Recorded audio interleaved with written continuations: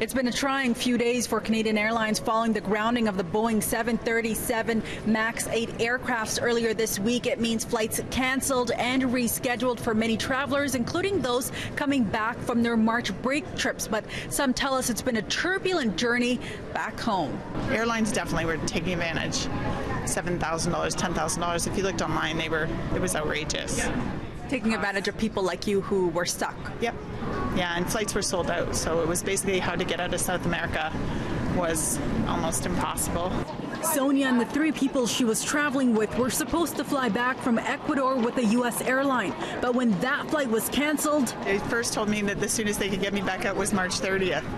she got a refund and purchased tickets with another airline and ended up paying more than double for 4 tickets home. For the 4 of us, it cost about $20,000. Following the Ethiopian Airlines crash a week ago that killed 157 on board, countries around the world, including Canada, moved to ground the Boeing 737 MAX 8 aircraft. It meant airlines had to scramble during one of the busiest travel weeks, March break. Many had already gone south, but coming back was a challenge for those who couldn't get the flights they needed. All 3 of us were traveling different days. It was weird. It was a weird weekend for our family.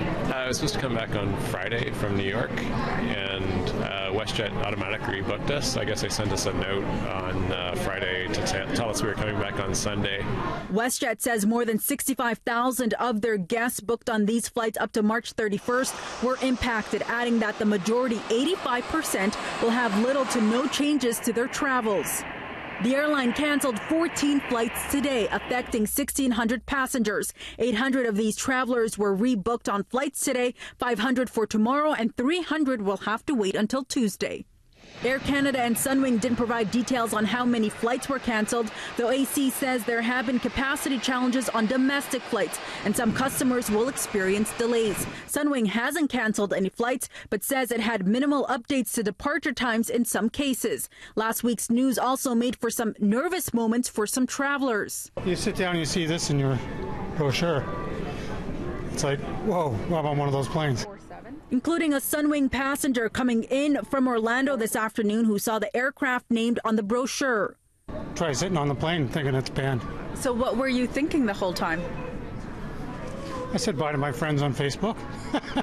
Sunwing tells CityNews the B737 MAX 8 shares the same in-seat safety card as another plane, and it's in the process of updating that to avoid any confusion. It was a smooth flight, problem-free. When it announced the decision to ground the planes, Transport Canada recognized it would disrupt travel for thousands of people, but maintains it was more important to err on the side of caution. Inside Pearson Airport, I'm Faiza Amin for City News.